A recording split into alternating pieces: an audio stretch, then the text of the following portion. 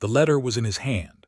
Florence Wainwright saw it the moment the door swung open, saw the familiar cream-colored stationery with the red wax seal her father had used on every important correspondence since she was a child, saw the way the man's fingers curled around it like it belonged to him, like it had always belonged to him, and something inside her chest cracked clean in half. "That is my father's letter," she said, and her voice did not shake, though every single other part of her wanted to. "And this is my father's house, and I would very much like to know who you are and why you are standing inside both of them."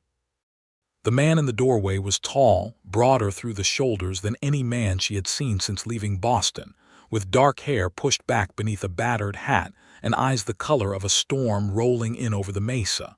He did not look guilty. He did not look startled. He looked at her the way a man looks at something he has been waiting for and is not entirely sure whether it is a gift or a disaster. "You must be Florence," he said.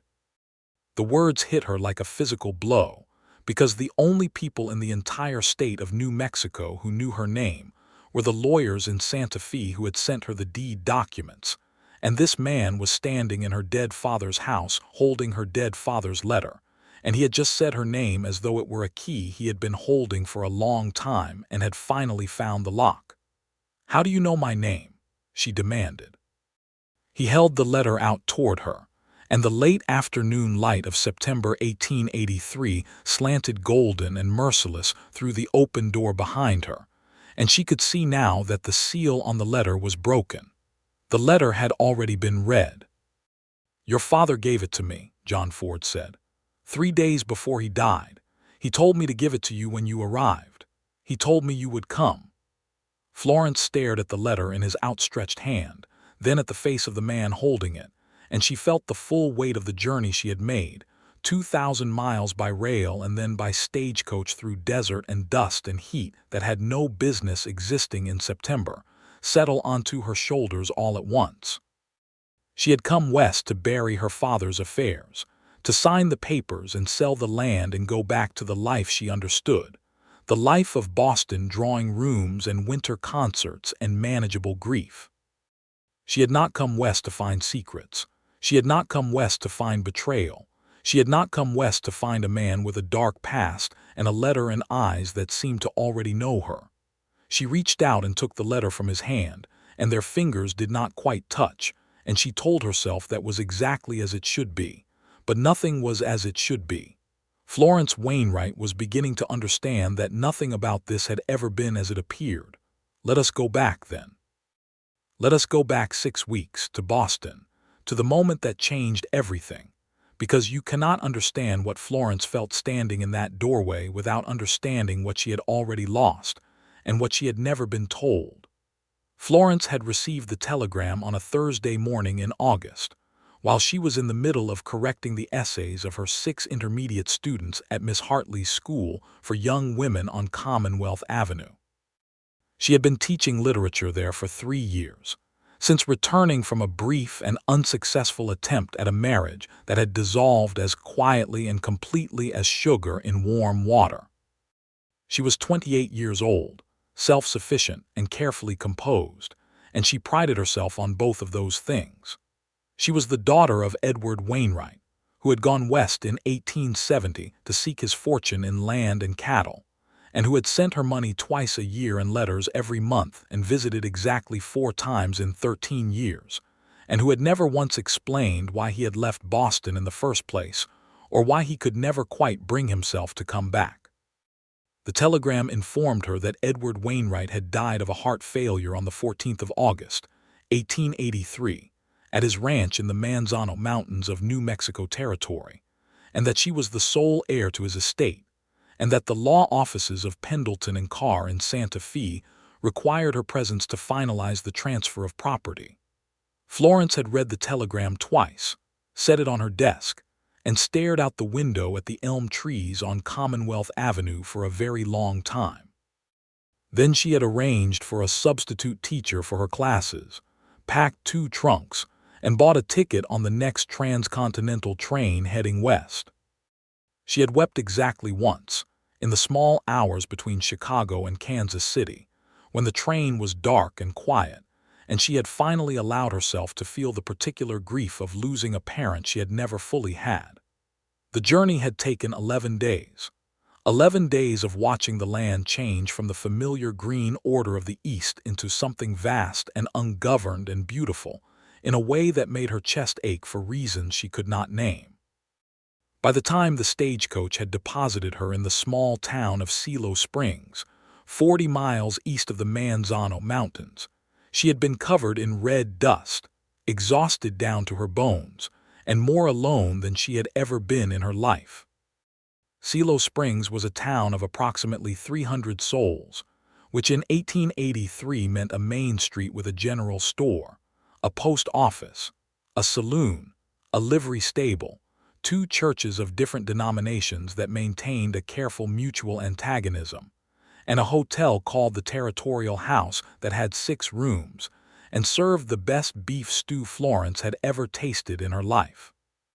She had spent her first night there, eaten 2 bowls of that stew, and in the morning made her inquiries at the office of Pendleton and Carr, which turned out to be the back room of the general store because Silo Springs was too small for a proper law office. Cornelius Pendleton was a thin, precise man of 50 who smelled of bay rum and spoke with the careful formality of someone who had moved west specifically to find a place where his manner would seem impressive rather than merely ordinary. He had reviewed the documents with her, explained the terms of her inheritance, and then his expression had done something complicated and evasive that Florence had noticed but not yet understood. "There is one matter," he had said, shuffling his papers, "that requires some delicacy. I am a grown woman and a schoolteacher," Florence had said. "I am accustomed to delicate matters." Pendleton had cleared his throat. "Your father's ranch, the Wainwright claim on Rio Seco, has been continuously occupied for the past 2 years by a man named John Ford. Your father permitted this occupation. The terms of that arrangement were, I am afraid, somewhat informally established, and there is some question as to what rights, if any, Mr. Ford holds over the property." Florence had gone very still. "My father let someone live on his ranch." "Mr. Ford manages it," Pendleton had said, with the air of someone choosing words very carefully. "He runs the cattle operation, employs 3 hands, and has made considerable improvements to the property. Your father visited regularly." They had what appeared to be a close association, but there is no formal lease on record, no legal documentation of any arrangement, and therefore the property defaults to you outright. "I see," Florence had said, and then, "Who is John Ford?" Pendleton had gone a little more careful than before. "He arrived in this area in 1880. He came from Texas. Before that, I do not have information, and I will say that Mr. Ford has not been forthcoming on the subject of his origins. He is a capable man, by all accounts honest in his dealings in this county, but he carries what I can only describe as the particular quiet of a man with a dark past he prefers not to discuss." Florence had thanked Pendleton for his time, arranged for a horse and wagon from the livery, and driven herself the 40 miles to the Rio Seco ranch with her 2 trunks in the wagon bed, and the deed to the property in her bag, and a very specific and hardened intention in her heart. She had arrived at sunset, which was when the light in New Mexico did something completely unreasonable and turned everything gold and copper and purple, and she had stood in the wagon looking at the low adobe house with its pitched wooden roof and its porch and its kitchen garden that someone had clearly tended with care, and the corrals where cattle moved in the long evening shadows, and she had thought her father had built something real here, something alive, and she had not known. And the grief had come up sharp and sudden like stepping on a nail. Then the door had opened, and John Ford had been standing in it with her father's letter in his hand, and she had already known him for a full 30 seconds before he spoke her name. Now Florence stood on the porch with the letter unfolded in her hands, reading it in the last of the fading light, while John Ford leaned against the porch post with his arms crossed and waited, with the patience of a man who has spent time in the wilderness and has learned that silence is not the enemy. Her father's handwriting was not what she remembered. It had grown thinner, more slanted, the handwriting of a man who was tired or sick or both. She read the letter 3 times, and each time it opened a new room in her heart that she had not known was there. "My dear Florence," Edward Wainwright had written, "by the time this letter reaches your hands, I will be gone, and you will have come west to deal with what I have left behind. I know you. I know you will come, and I know you will be practical about it, and I know that practicality is the armor you have worn since the day your mother died and I failed you by leaving. I am not writing to justify that failure. I am writing to ask you to listen before you make any decisions about the ranch. John Ford is not merely a caretaker. He is the man who saved my life in the winter of 1881 when I was caught in a blizzard in the Manzanos and left for dead by a man whose name I will not write here, but who you must know is a danger. John Ford carried me 4 miles through the snow and sat with me for 3 days while my fever broke. He asked nothing in return. I gave him a place to belong, which was the only thing he said he needed. I know his history, Florence. It is complicated, as history always is when a man has tried to outrun the worst decisions of his youth. But I know his character, which is the thing that matters. He is the most honest man I have ever known in a life that has shown me a great many men. Trust him. Please trust him.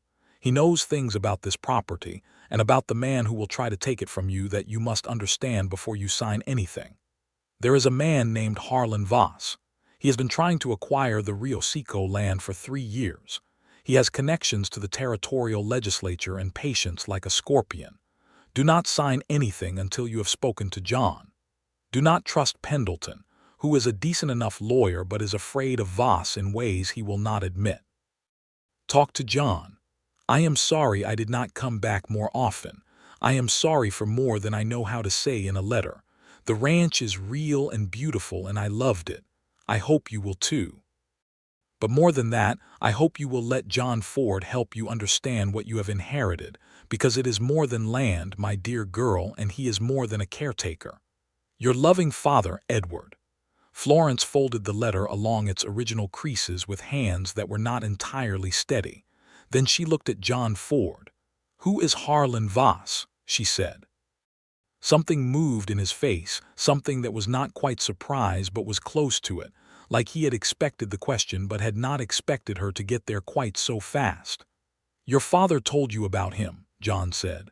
"My father's letter told me about him," Florence said carefully. "My father's letter, which you have already read. So before we discuss Harlan Voss, I would like you to explain to me why you read a letter that was addressed to me."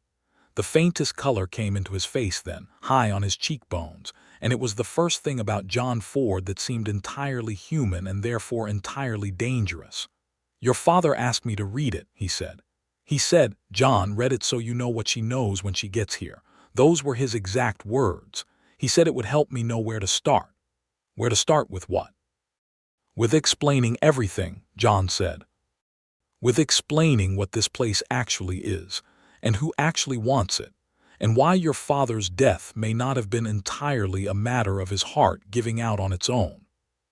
The last of the light was gone now, and the stars were coming out over the Manzano Mountains with a density and brilliance that Florence had never seen from any eastern sky, and she stood on her dead father's porch with her dead father's letter in her hands, and looked at this man who carried secrets like old wounds, and she felt the ground shift beneath everything she thought she understood about the situation she had walked into. "Come inside," she said, "and tell me everything." The inside of the house was better than she had expected and more personal than she was prepared for. There was a real fireplace with a mantelpiece, and on the mantelpiece there were 3 photographs in frames, and one of them was a photograph of Florence herself at perhaps the age of 16, one that she had sent her father years ago. Seeing it there, knowing it had sat on this mantelpiece in this house that she had never seen, was almost more than she could manage. John Ford lit the oil lamp on the table and pulled back a chair for her with a natural courtesy that did not seem performed, and then he sat across the table from her and folded his large, work-roughened hands on the tabletop, and seemed to organize his thoughts with the care of a man who is accustomed to saying exactly what he means and no more. Harlan Voss arrived in this territory in 1879, he began. He came with money which he said was from railroad investment, and he has been acquiring land ever since. Not homestead claims, not honest purchases. He finds properties with unclear title, or he creates unclear title where there was none. He has 2 lawyers in Santa Fe, and a man named Digby Crane who does the kind of work that doesn't get discussed in daylight. Florence sat very still and listened, because she was a woman who had learned that listening carefully was the most powerful thing she possessed. Your father's land, John continued, sits directly along the only practical route for a proposed southern spur of the Atchison, Topeka and Santa Fe Railroad. If that spur goes through, the land is worth 20 times what it is today. Voss knows this. He has known it since before your father died, and I believe, Miss Wainwright, though I cannot prove it yet, that Voss arranged for your father's heart to have a little help in failing. Florence's hands went flat on the table. You are saying my father was murdered. I am saying I have suspicions that I cannot yet turn into evidence, John said, and there was something in his voice, a controlled fury held down under a great weight of will, that told her this was not a new suspicion, and that it had been costing him something to carry it alone. I am saying that your father was in good health 6 months before he died. I am saying that a man named Dr. Aldous Webb came out to the ranch 3 times in the spring of this year, supposedly to treat your father for chest pains, and that Dr. Webb is known to have personal financial dealings with Harlan Voss. I am saying that the chest pains started the month after Webb began his visits, and that before those visits your father was riding fence lines without any difficulty. Where is this Dr. Webb now? Florence asked. Left Silo Springs 2 weeks ago, John said. Gone to El Paso, or so I'm told.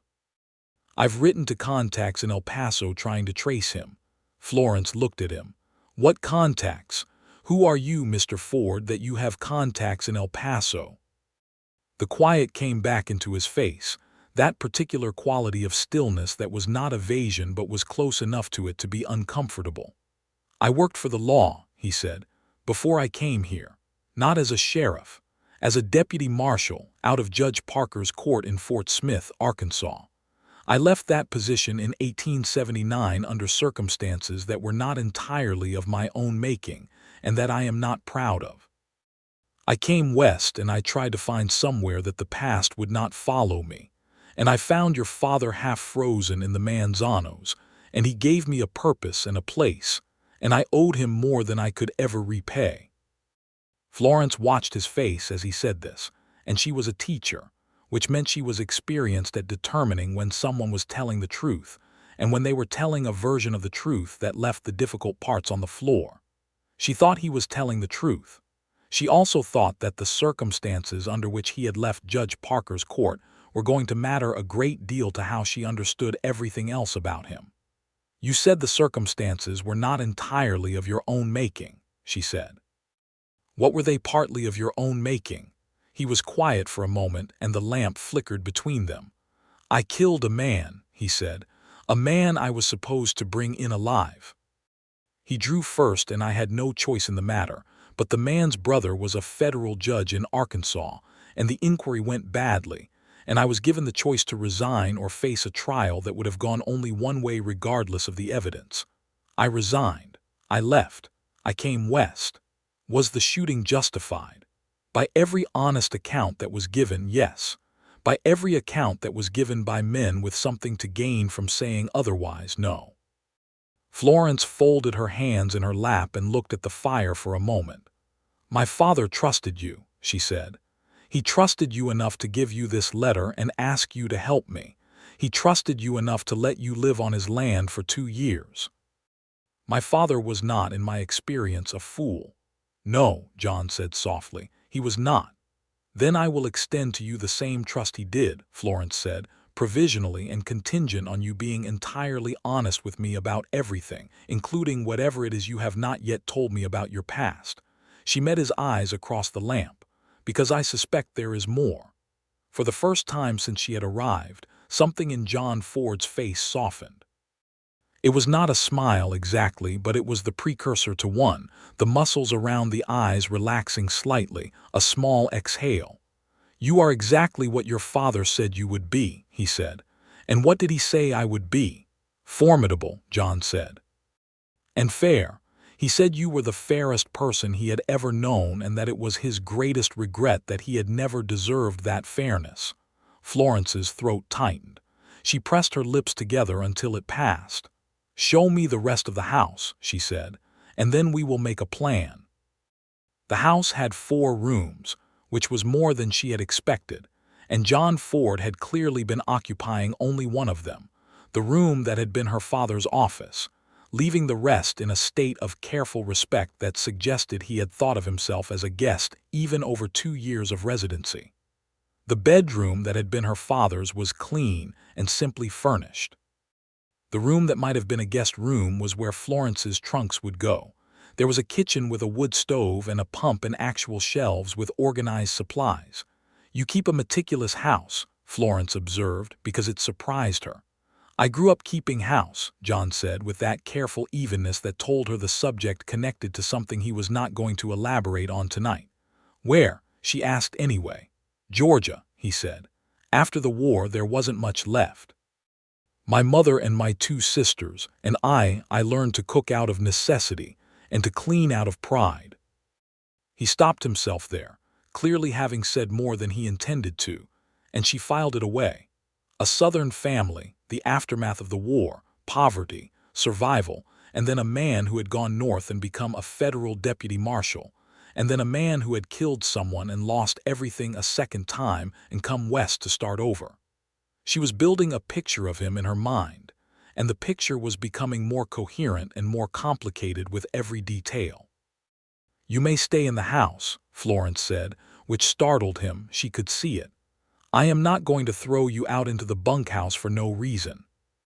There are 4 rooms and only 2 of us, and this is a practical arrangement, not a romantic one, and I am 28 years old and a widow, and I am not in the least concerned about what anyone in Silo Springs might think about it."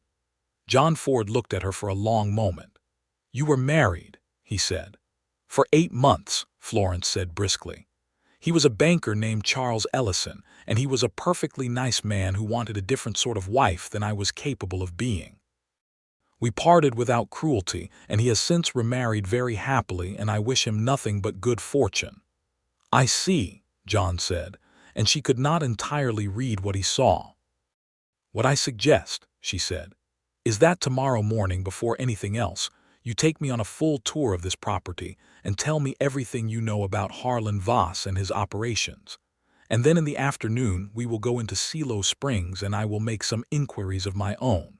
Because I am not without resources and I am not without intelligence.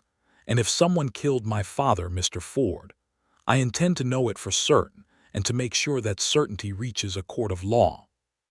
"That is a dangerous intention," he said. "Yes," Florence agreed. "I expect it is. Are you willing to help me with it?" The answer was in his eyes before he spoke, clear and unequivocal and very steady. "Your father asked me to," he said, "and I would have done it without being asked." She went to bed that night in a room she had never been in before, in a house that had belonged to a father she had never quite known, in a territory that felt as foreign as the surface of the moon. And she lay in the dark and listened to the coyotes singing to each other somewhere out in the mesa, and thought about her father and about betrayal, and about the particular kind of grief that comes when you discover that the person you lost was larger and more complicated than you ever knew. She also, briefly and with considerable irritation at herself, thought about John Ford's eyes. The morning came gold and early, the way mornings do in the high desert, and Florence dressed practically in one of the 2 work dresses she had packed on a hunch and went to the kitchen to find John Ford already there, the fire already lit, coffee already on the stove. He was frying salt pork and had cornbread batter mixed, and there were eggs from the chickens she had not known about until she heard them. "You have chickens," she said. "Your father wanted them," he said. "He said there was nothing on earth as cheerful as a chicken in the morning." Florence sat down at the kitchen table and wrapped both hands around the coffee cup he set in front of her, and looked out the window at the mountains turning pink in the early light. And she thought that her father had been happy here, genuinely happy, in a way he perhaps never had been in Boston, and she was not sure whether that made her feel better or worse. They ate in a silence that was not uncomfortable, which surprised her, because she was accustomed to silences that needed to be managed. This one did not. It simply existed between them, easy and inhabitable as a warm room. After breakfast she changed into her riding clothes, which raised John Ford's eyebrow fractionally because women in Boston who wore proper riding habits were not common, and they took 2 horses from the corral, a steady brown mare for her named Clara and his own bay gelding that he called Custer with a faint irony in his voice, and rode out into the early morning to see her inheritance. It was more than she had been prepared for. Truly, it was more. The Rio Seco land ran along a dry creek bed that, John explained, ran with water 3 months of the year and sustained the grass that sustained the cattle. And the pasture land was good, grama grass and sacatan stretching between pinon juniper woodland that climbed the lower slopes of the mountains.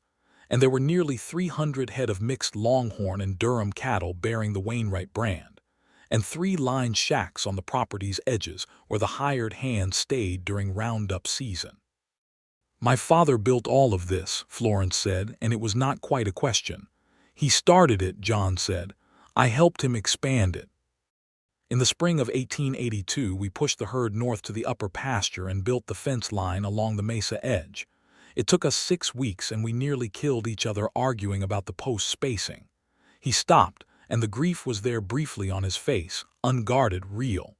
He was stubborn about fence posts, he added. He was stubborn about everything, Florence said, and heard her own voice go soft on the last word.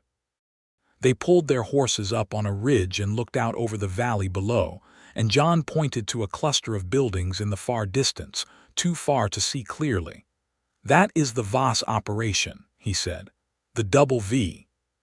He bought the Romero family's original claim 4 years ago under circumstances that I believe involved coercion, though the Romero family left the territory before anyone could document what happened. Voss runs about 1,000 head and he has a small army of hired men, some of whom would not pass any legal scrutiny. And the railroad route, Florence said. You're certain it runs through this land? I have a copy of the original survey, John said. Your father obtained it from a contact in Santa Fe before he died. It was taken from him at some point, I believe. I haven't been able to find it in the house. Florence thought about this. Pendleton, she said. Pendleton has access to the house documents. My father must have stored a copy with him. John's jaw tightened. Your father trusted Pendleton more than I thought he should. My father's letter told me not to trust Pendleton entirely, Florence said. What specifically do you think he is hiding? I think he knows the full extent of Voss's plans and is too frightened to say so. And I think he is making just enough show of legally representing your interests to keep himself clean if things go wrong for Voss, while doing nothing that would actually stop Voss from getting what he wants. Florence squared her shoulders and turned her horse back toward the house. Then we need evidence, she said. Real evidence, something that goes beyond suspicion. I know, John said, riding beside her, and I have an idea about where to get it. She waited. Your father, he said, kept a journal. He kept it for years. The last entries from the spring before he died would document the doctor's visits, his symptoms, everything. If those entries show what I believe they show, combined with the testimony of someone who knew Dr. Webb and can speak to his relationship with Voss, we could take it to the territorial marshal. Where is the journal? That, John said, is the problem. I have looked everywhere in that house. I believe someone took it before I could find it, possibly in the days between when your father died and when word reached me. I was away from the ranch when he died, up in the north pasture for 3 days. When I came back, he was already gone and the house had been gone through. Florence turned this over in her mind as they rode. Who was in the house in those days? Pendleton came to secure the documents, and a man from Voss's operation came to express condolences, which was a transparent excuse. His name is Digby Crane. The man you mentioned last night, Florence said. The one who does Voss's unpleasant work. Correct. So either Pendleton or Crane has the journal, Florence said. Or both of them know what happened to it. That is my belief. Then, Florence said, with a clarity that surprised even her, we are going to need to be cleverer than either of them, and we are going to need to start today. They spent the rest of the morning at the ranch, and Florence met the three hired hands. A weathered older Mexican man named Ramon who had been with her father from the beginning and who, when she introduced herself, took off his hat and held it to his chest, and said in careful, formal English that it was an honor to meet the daughter of Don Eduardo, which made something shift painfully behind her sternum.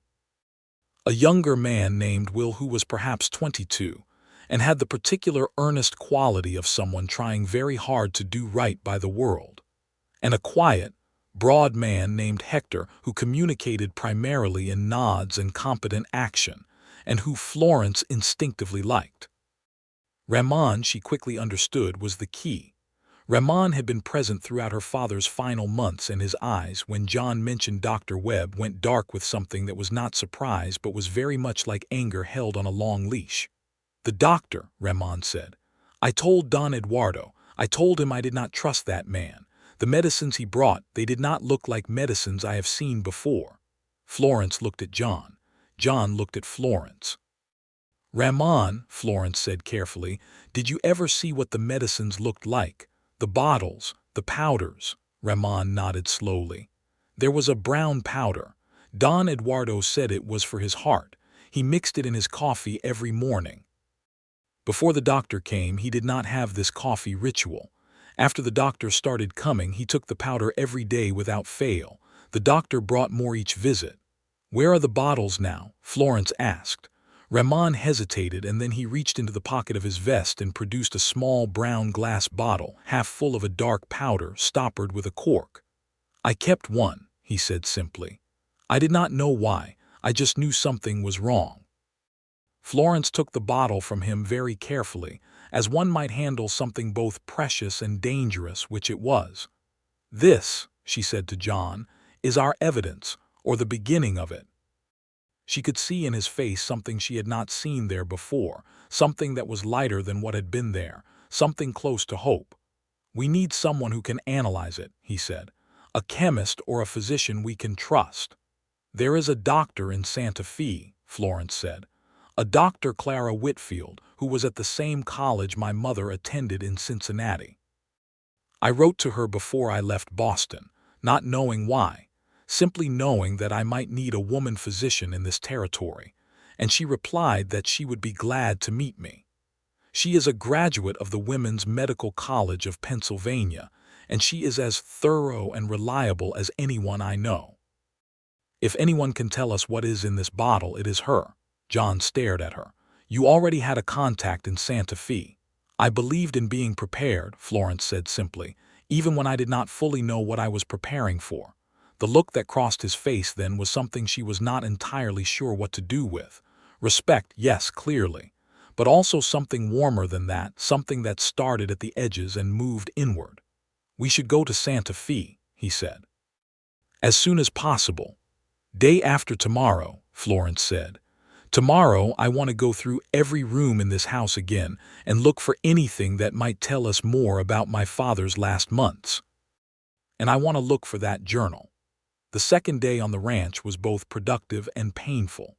Florence went through her father's things with the methodical attention that she brought to everything, and she discovered a man she had not known. Her father had read extensively, surprisingly so, and his bookshelves held Shakespeare and Dickens, but also geological surveys and land records, and 2 books on cattle husbandry that had notes written in the margins in his careful hand. He had corresponded with people across the territory, letters received and kept in a wooden box, and she sat on his office floor and read through them for 2 hours, and built a picture of a man who was deeply embedded in the community he had created for himself, who was liked and respected, and whose advice was sought on everything from water rights to grazing laws. And he had written about her. In the margins of a letter from a neighboring rancher in a hand that appeared to be recent, he had written, "Must write to Florence again. Have not told her enough.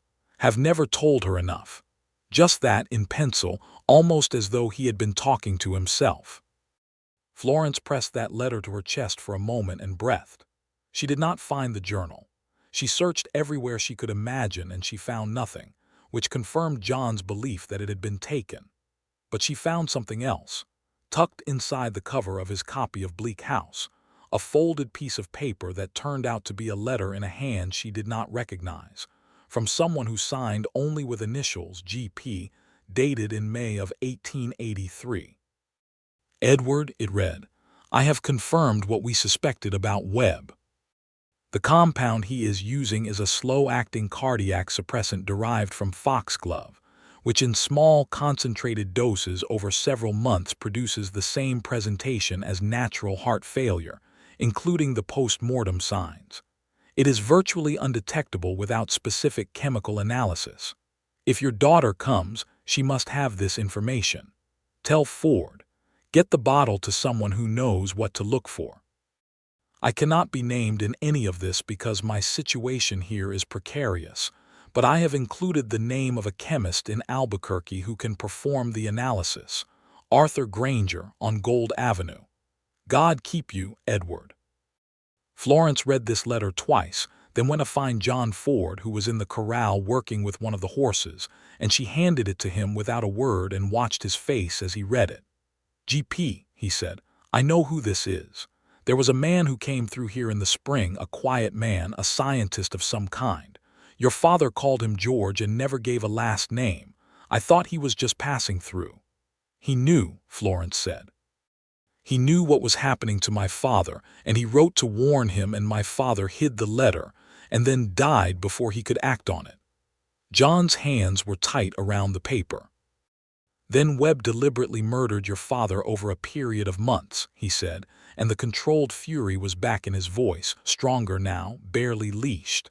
"And Voss ordered it. We have the letter," Florence said.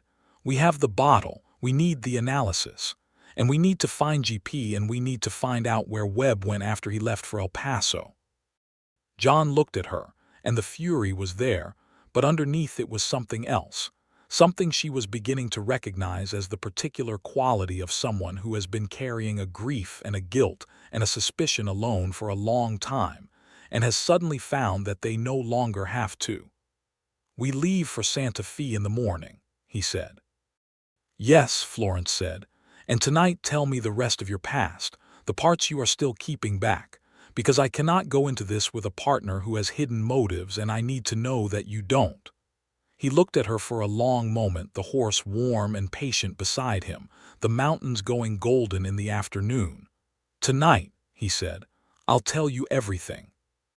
That evening they sat on the porch after supper, the stars coming out brilliant and cold above the desert, and John Ford told Florence Wainwright the full version of the story he had only outlined before, and it was harder to hear and harder to tell than either of them had anticipated. And by the end of it, Florence understood why he had chosen the particular solitude of this place and this life. He had been 26 when he joined Judge Parker's court as a deputy marshal, fresh from a stint as a sheriff's deputy in Tennessee, and he had been good at the work, genuinely good, because he was calm in dangerous situations and fair in his judgments, and he had a quality of moral clarity that the territory needed. The man he had killed was named Clarence Ashton, a wanted murderer who had been on the run for 3 years and who had killed 2 marshals already. John had tracked him for 6 weeks into the Oklahoma territory and found him in a farmhouse, and when Ashton had drawn, John had shot and killed him. What had come after was the part that had cost him everything. Ashton's brother, federal judge Barnaby Ashton of Little Rock, had launched an inquiry. Witnesses had been intimidated or purchased. The account of the shooting had been twisted to suggest that John had shot an unarmed man.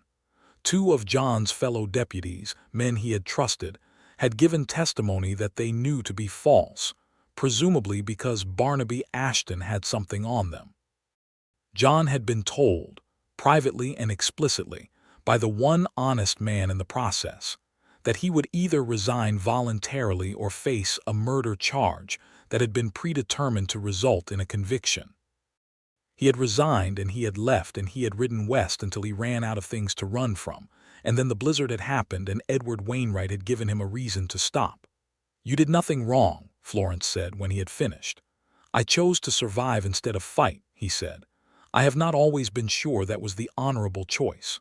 "You are alive," she said. "My father is not, and the men who took your career and your reputation are still in Arkansas, presumably still corrupt. Surviving in order to eventually make things right is not cowardice, it is patience." He was quiet for a moment, then, "Your father said something similar, once." "My father," Florence said, "was a wiser man than I ever gave him credit for when he was alive to give credit to." They sat in silence for a while after that, and the coyotes sang, and somewhere in the lower pasture one of the cattle lowed softly, and Florence was acutely aware of the man beside her, of his particular quality of contained steadiness, of the way he occupied space without demanding it. "Can I ask you something?" he said. "You may. Why did you become a teacher?" It was not the question she expected, and she considered it honestly. "Because books saved my life after my father left," she said. "After my mother died and my father left and I was 14 and living with my aunt who was kind but overwhelmed, books were the only thing that made the world large enough to be bearable. I thought if I could give that to other people I would have done something worth doing." "And you did," he said simply, without any attempt to make it more than it was. She looked at him, this man who had been carrying her father's trust for 2 years and her father's letter for 3 days, and she thought that whatever came next, she was glad he was in it with her. The journey to Santa Fe took 2 days, with John driving the wagon and Florence seated beside him with the bottle and the letter secured in her bag, and a loaded Winchester in the wagon bed that John had insisted on without drama, and she had agreed to without argument, because she was practical, and the Wild West of 1883 was not a place for sentiment about the reality of danger. The road wound through juniper and pinon and red rock country, and they talked for most of the 2 days, the kind of talking that happens between two people who are both intelligent and honest, and have run out of reasons to maintain the social performances that ordinarily govern what two near strangers say to each other. He asked her about Boston, and she described it honestly, its beauty and its suffocation, and the particular way it closed around you if you let it.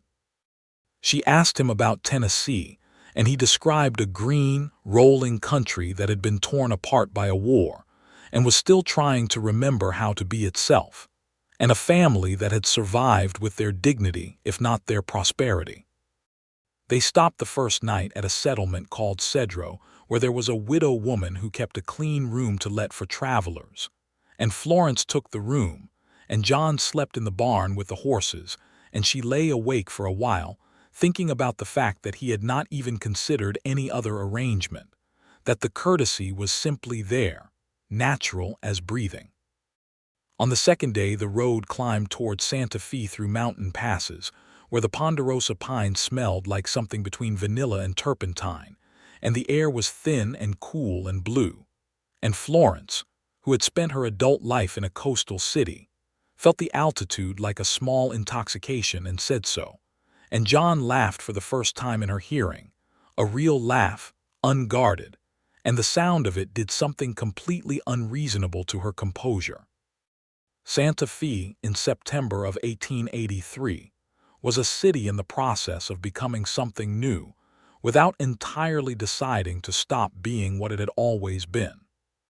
The old adobe of the Spanish colonial period sat alongside new brick buildings and a train station that still smelled of fresh lumber.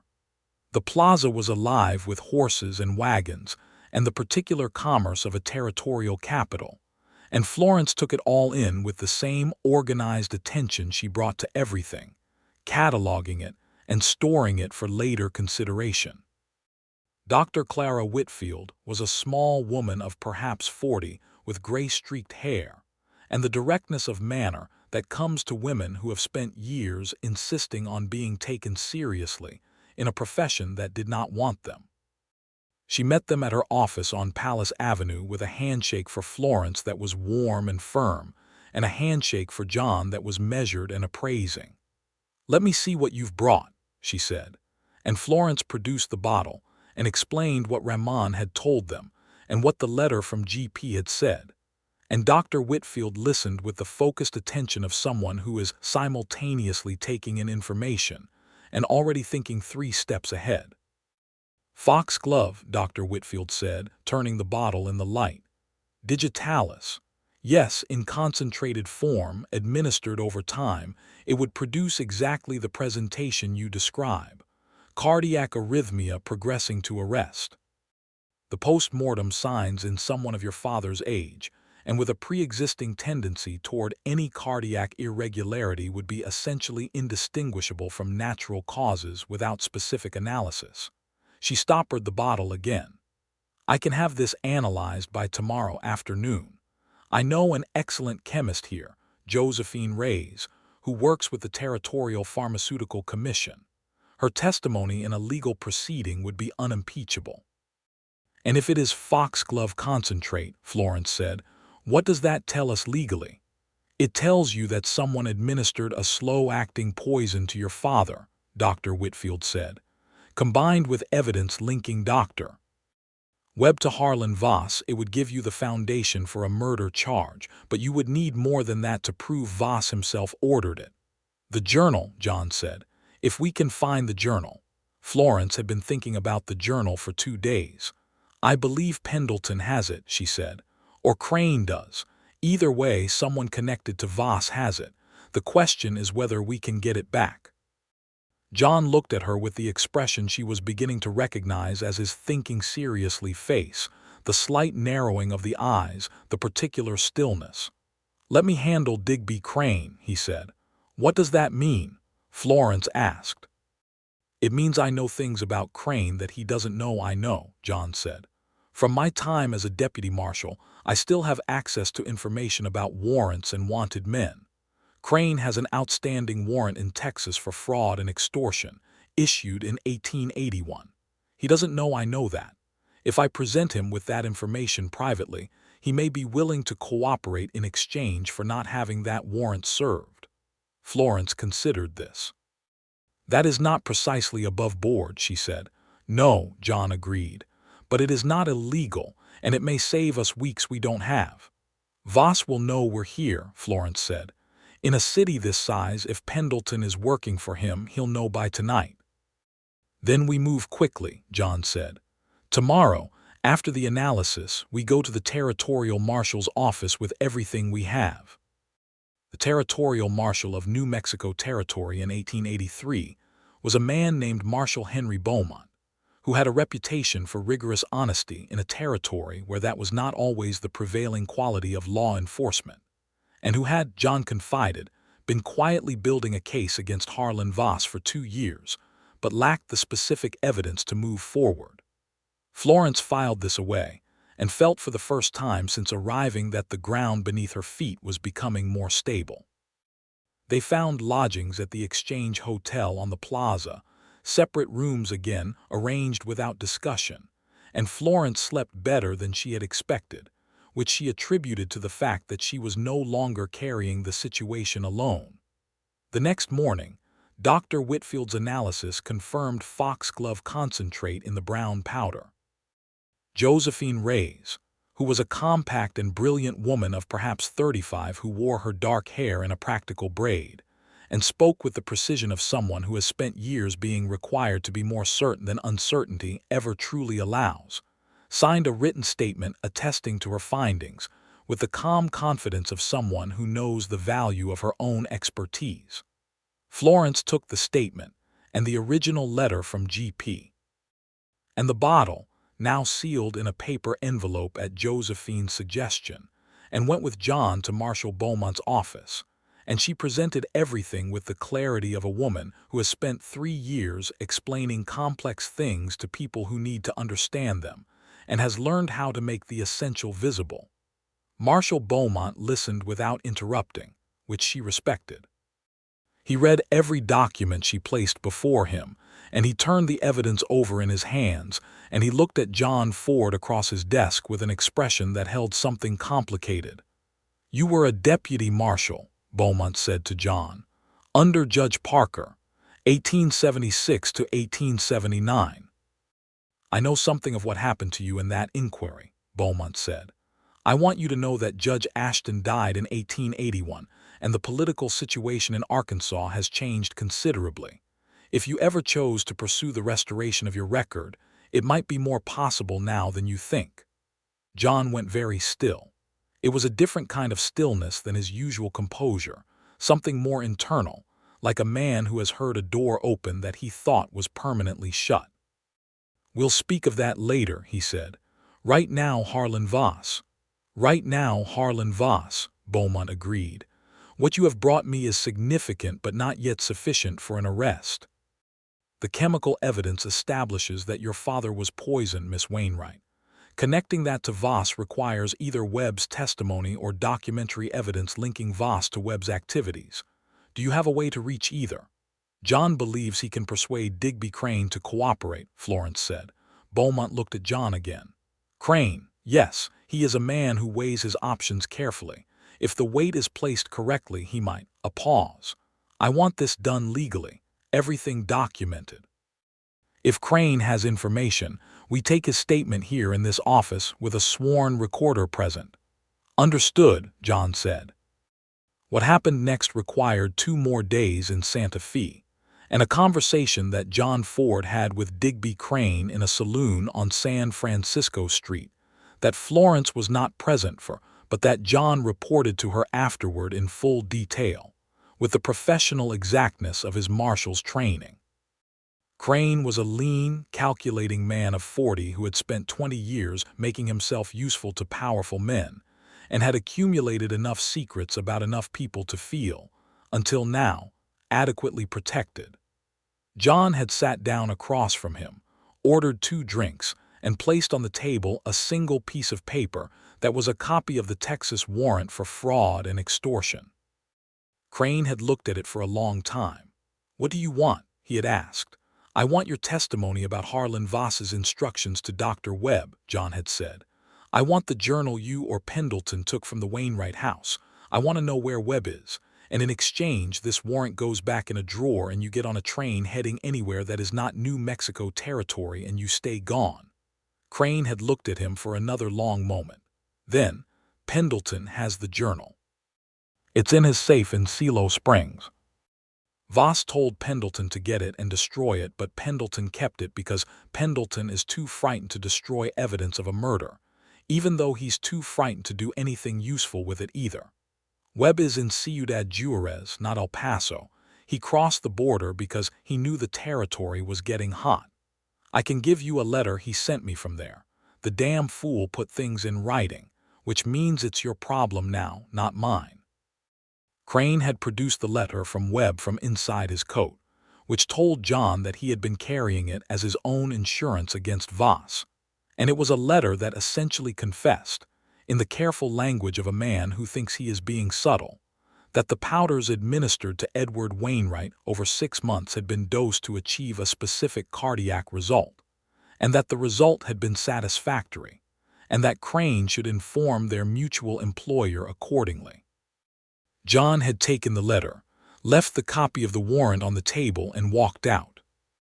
When he told Florence this in the hotel parlor that evening, she sat with her hands in her lap and felt the full weight of what had been done to her father, the deliberate, patient, mercenary destruction of a man who had built something real and good and had done nothing to deserve the end he got. And for a moment the grief and the fury were the same feeling, and she could not separate them. John sat beside her and did not say anything for a while, which was exactly right, and then he said quietly, "We have what we need." "Yes," she said. Her voice was steady. She was furious and grieving and steady all at once. "Your father is going to have justice," he said. She turned her head and looked at him, and the lamp was between them again, and his face was serious and warm, and she thought, suddenly and with a clarity that startled her, that she trusted this man entirely. Not provisionally, not contingently, but entirely. She trusted the framework of his character the way you trust the structure of a good building, not because you have examined every beam, but because you can feel the integrity of the whole. "John," she said, and it was the first time she had used his first name. He looked at her. "Thank you," she said, "for being here, for what you did for my father and for what you are doing now." Something in his face changed, that softening again, deeper this time. "Your father gave me a life when mine was over," he said. "There is nothing I could do that would settle that account." "And me," she said, and was not entirely sure why she said it, except that the question had been building since the first moment on the porch and it was going to come out eventually, and she had spent her life not saying the things she should say, and she was done with that particular habit. He was quiet for a moment, and the quietness was not avoidance this time.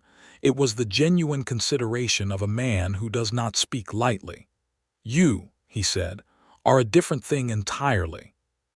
Florence felt the warmth of that move through her like the first morning coffee after a cold night, and she did not pursue it further, not tonight, because there was still work to be done and she was still standing inside a situation that required her full attention, and because she was, despite everything, a practical woman. But she noted it. She held it somewhere inside her and noted it carefully.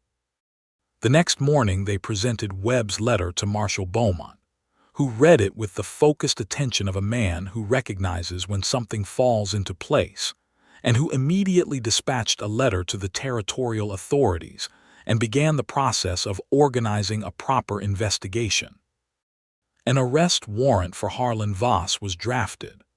Contact was made with authorities on the Mexican side of the border regarding Dr. Webb, through the formal diplomatic channels that existed, imperfectly, between the two countries in 1883. Florence, with Marshal Beaumont's assistance, sent a legal notice to Pendleton in Silo Springs, stating that she was aware of her father's journal, and that it was required to be surrendered to the marshal's office immediately, and that failure to do so would be treated as obstruction. Pendleton responded within 48 hours by sending the journal by courier to Santa Fe with a letter that was so thoroughly and elaborately apologetic that it was almost comic. He had kept it, he said, because he was afraid, and he was deeply sorry, and he was prepared to cooperate fully with any investigation. Florence read his letter and thought about what her father had written about him being a decent man who was afraid, and thought that decent men who were afraid did enormous amounts of damage in the world, and then thought that perhaps she would eventually find it in herself to be more compassionate about it than she currently felt. The journal was everything they had hoped it would be. Edward Wainwright had been a careful and observant writer, and his entries from February through August of 1883 documented the progression of his symptoms in detail that, in the context of what they now knew, was both heartbreaking and evidentiary. He described Dr. Webb's visits, the powder that was prescribed, the worsening symptoms, and crucially his own growing suspicion, which had emerged slowly, too slowly in the final weeks. In one of the last entries, written in May, he had written, "Something is wrong with Webb's treatment. I feel worse after the powder, not better. I have written to George P. in Albuquerque for his opinion. I am beginning to fear that I have been a fool, and that Voss is more willing to go to extremes than I credited. If I am right, Florence will come and she will find John, and between the two of them I believe they will make things right. I believe that in my bones. I believe that she is exactly the person for this situation, and that John is exactly the person for her, though they don't know each other yet. I have always been a matchmaker at heart." Florence laughed at that last line, laughed and then cried and then laughed again, sitting in the hotel parlor with the journal in her hands, because her father had somehow managed to be wry and warm and heartbreaking all at once, even in a journal entry written when he suspected he was being murdered, and it was so entirely him that she could almost hear his voice. She showed John that entry that evening. He read it twice, and the color came into his face again, high on his cheekbones, and he was quiet for a long moment. "He told me something similar," he said finally.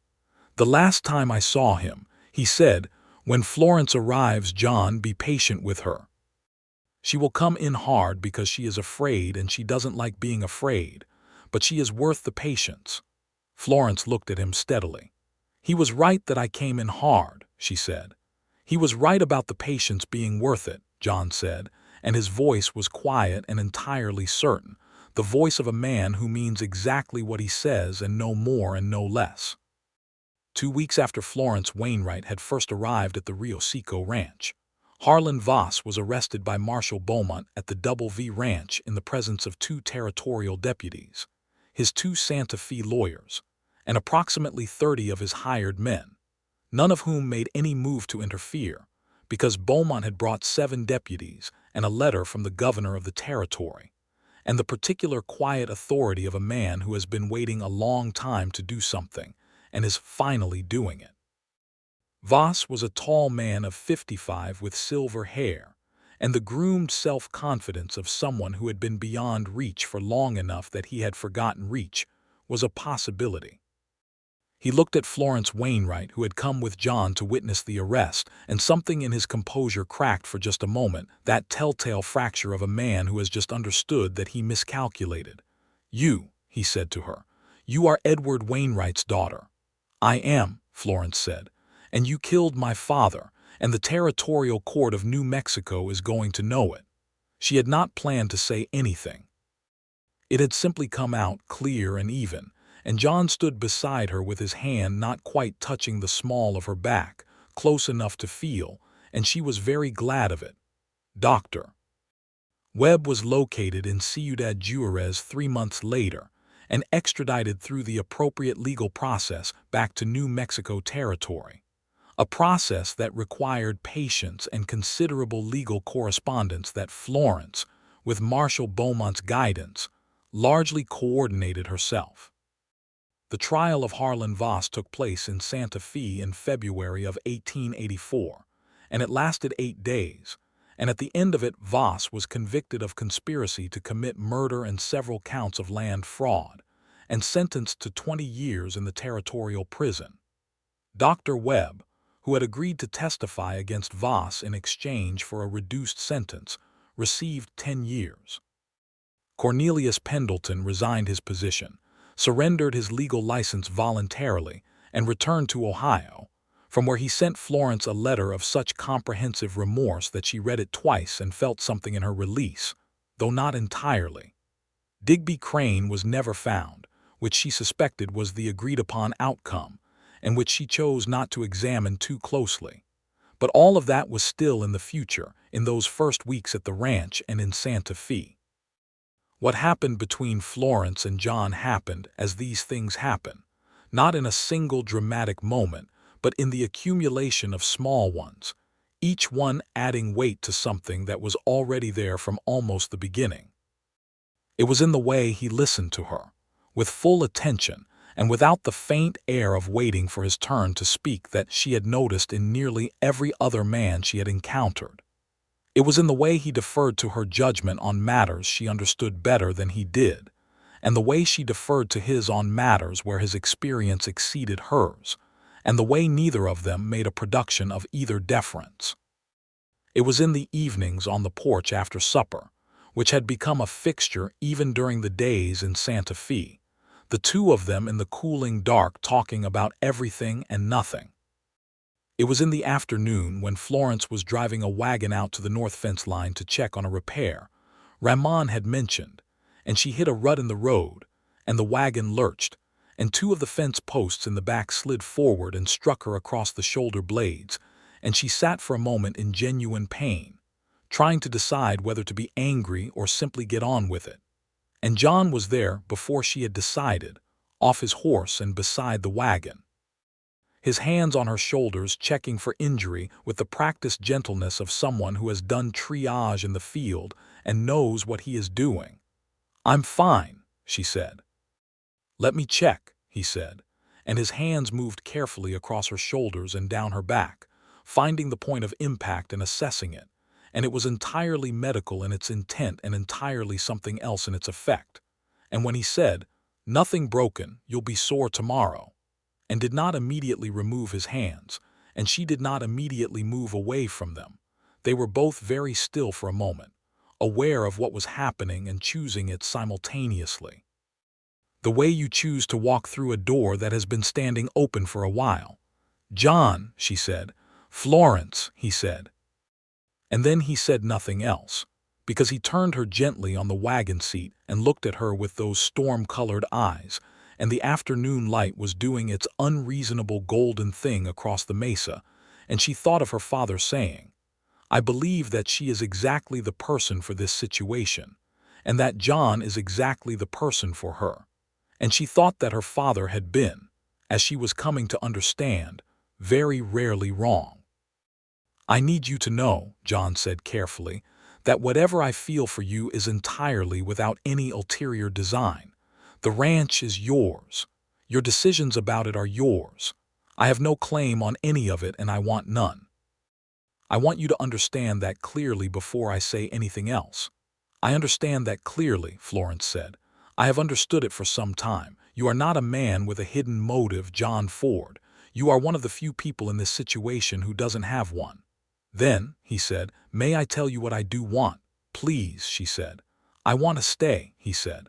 "I want to help you build this ranch into what your father was working toward. I want to be here with you. I want to be near you every day, and I want to have every conversation we have not yet had, and I want to earn the right to be the person you depend on." He paused. "And I am aware that I am asking a great deal of a woman who came west to settle an estate and found herself in the middle of a conspiracy, and who has had approximately 3 weeks to form any impression of me."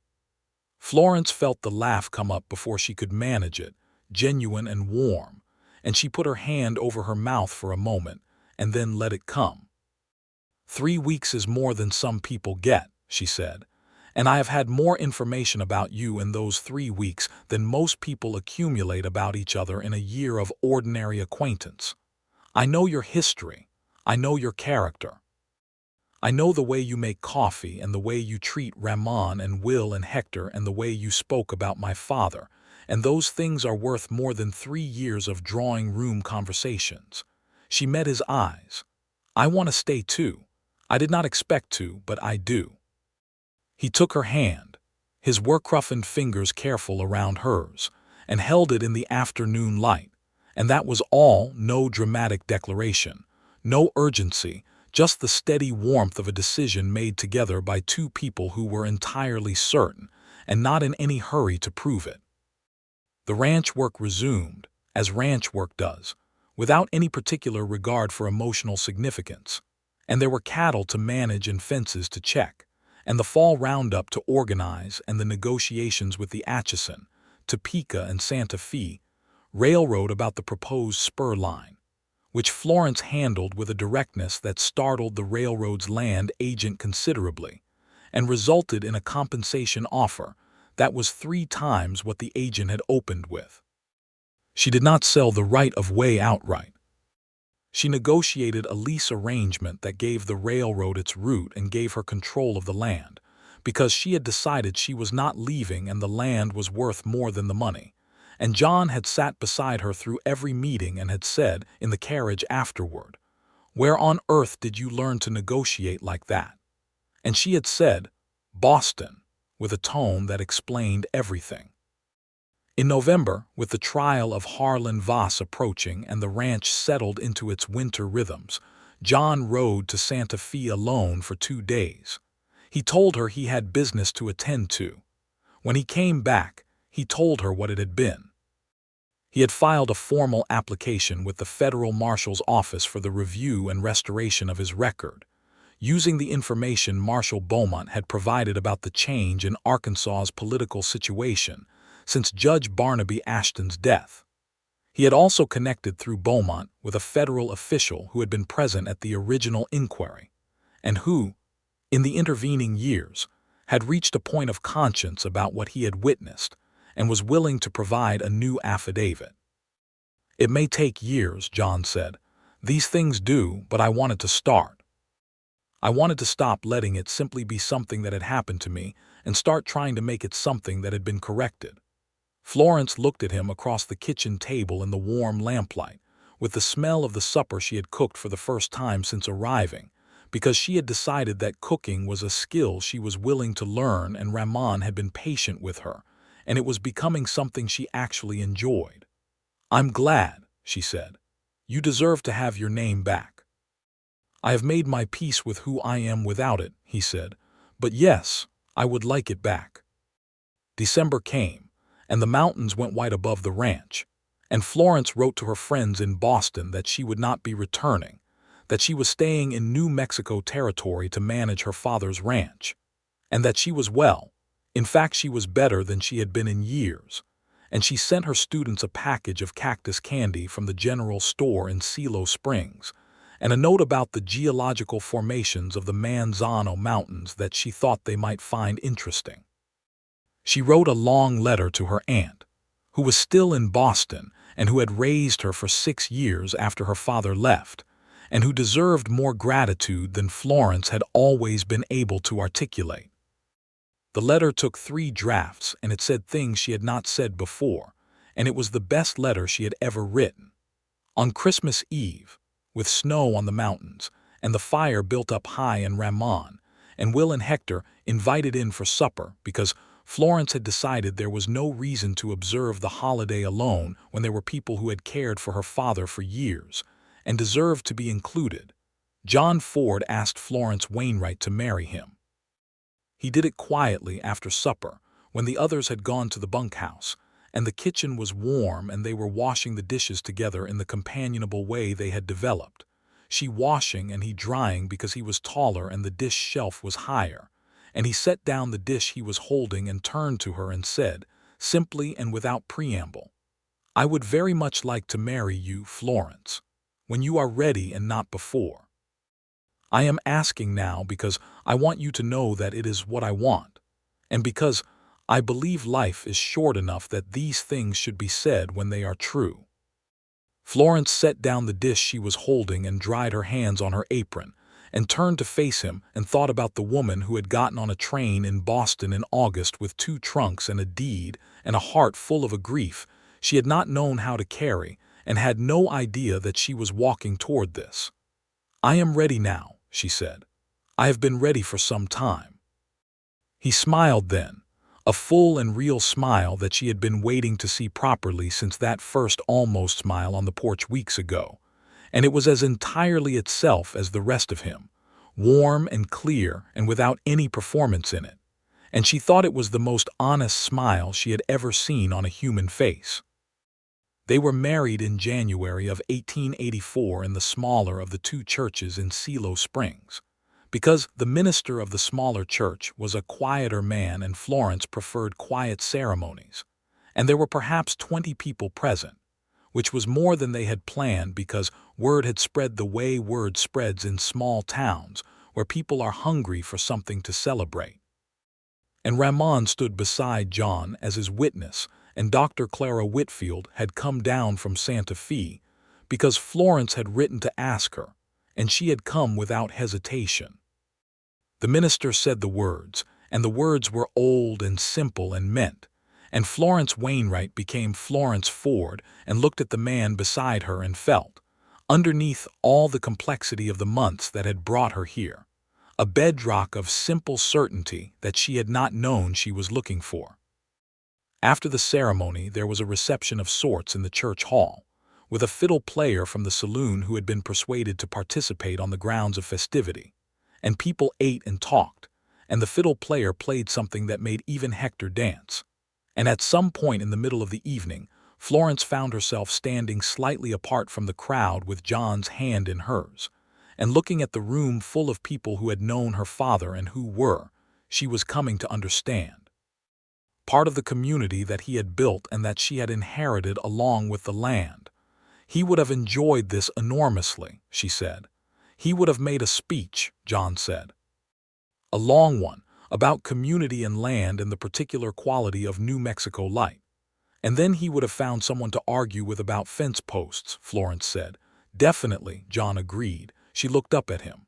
"I am happy," she said, and it was a simple statement, not a complex one, and it contained none of the qualifications that she had been in the habit of attaching to such admissions. "So am I," he said, "considerably more than I expected to be when I came west." "That seems to be a theme," Florence said, "arriving west expecting one thing and finding another entirely." The winter moved on, with its particular desert quality, cold at night and brilliant by day, and the ranch was busy with the constant demands of cattle and land, and Florence threw herself into learning everything about it with the same focused intelligence she brought to everything.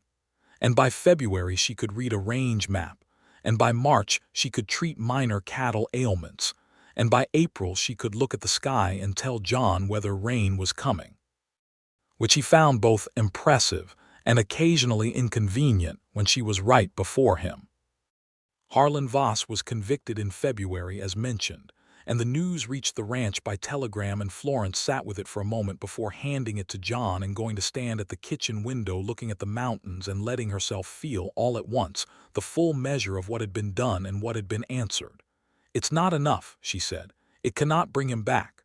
"No," John said behind her, "it cannot." "But it is something," she said. "It is something real." "Yes," he said. "It is." In the spring of 1884, Florence realized she was expecting their first child, and told John on the porch one evening in April with the desert in full bloom around them, the wildflowers coming out across the mesa in colors that still astonished her every year.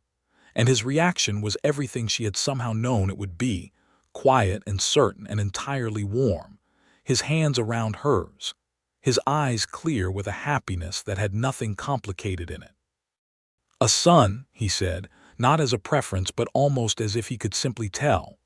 "Presumptuous," Florence said, and he laughed. The son was born in November of 1884, delivered by Dr. Clara Whitfield, who had traveled from Santa Fe for the occasion because Florence had asked her, and because Clara Whitfield was the kind of person who believed that important things deserved proper witnesses. He was a large, loud, healthy baby with dark hair and his father's eyes and Florence's stubborn set to his jaw, and they named him Edward John Ford, for both of the men who had made him possible. Ramon wept openly when he held the baby for the first time, which he denied immediately and enthusiastically, and Will carved a small wooden horse that he presented with tremendous solemnity, and Hector nodded 3 times in a row, which was his version of an emotional speech.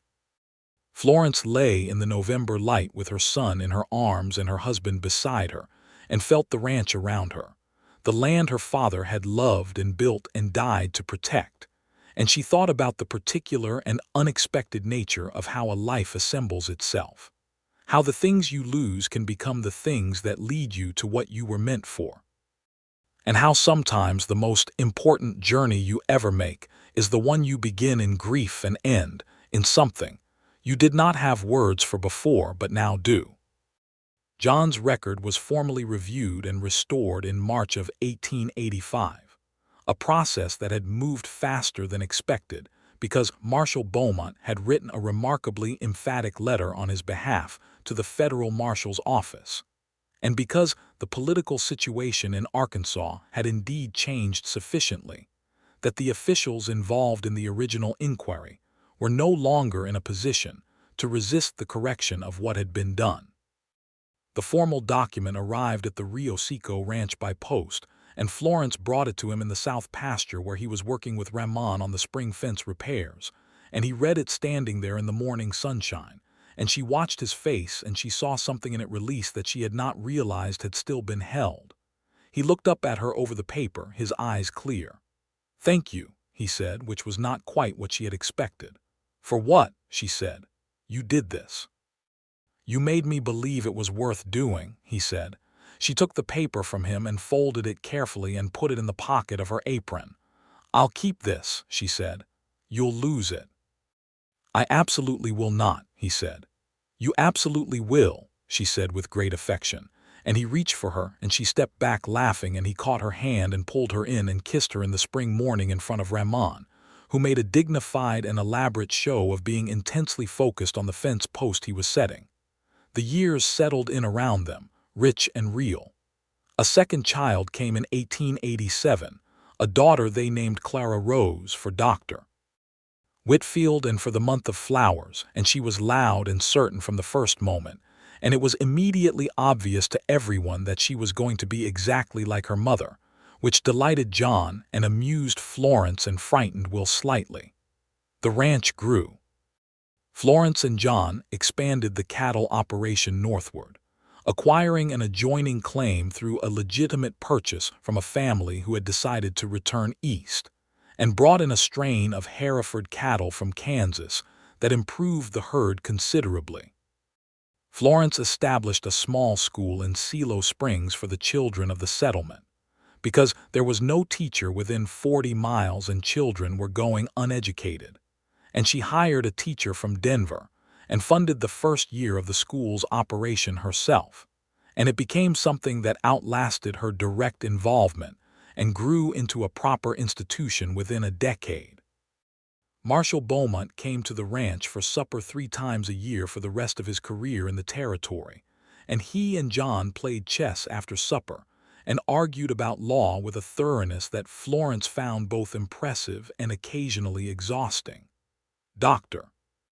Clara Whitfield visited every spring and stayed a week, and in 1886 brought with her a colleague named Dr. Maria Sandoval, who was establishing a medical practice in Silo Springs, and who became Florence's closest friend in the territory and young Clara Ford's eventual godmother. Ramon retired in 1889, when his knees finally made the full workday impractical, and Florence and John built him a small house on the eastern edge of the property, with a kitchen garden and a view of the mountains that he said was the most beautiful thing he had ever been given, and he lived there contentedly for many years, tending the garden and watching the grandchildren of the ranch as they grew up around him. Edward Ford, who went by Ned, was exactly what his name suggested he might be, a combination of his mother's precision and his father's steadiness, and by the time he was 10, he was helping manage the ranch's records with a natural aptitude for numbers that made Florence quietly enormously proud. Clara Ford was, as predicted, a force of nature, and grew up to be a doctor, which surprised no one who had known her from infancy. In 1890, on the 7th anniversary of Florence's arrival at the Rio Seco Ranch, she and John sat on the porch in the September evening, the same porch where she had stood with her dead father's letter in her hands and looked at a stranger, and felt the ground shift beneath everything she understood. And the stars were doing their impossible thing above the Manzano Mountains, and the ranch was quiet around them with that particular inhabited quiet that is the sound of a life well built. "I have been thinking," Florence said. "Should I be concerned?" John asked. "Probably not," she said. "I have been thinking about my father's letter, about the first moment I saw it in your hand. I was so certain in that moment that I had walked into something terrible." "You had in some respects," John said. "In some respects," she agreed. "And in others I had walked into the best thing that ever happened to me, and I had no idea. I stood there preparing to fight you and reclaim my inheritance, and you were already holding the key to everything, literally." "In my defense," John said, "your father told me to read it." "Oh, I know," Florence said. "I forgave you for that approximately 12 hours after I met you."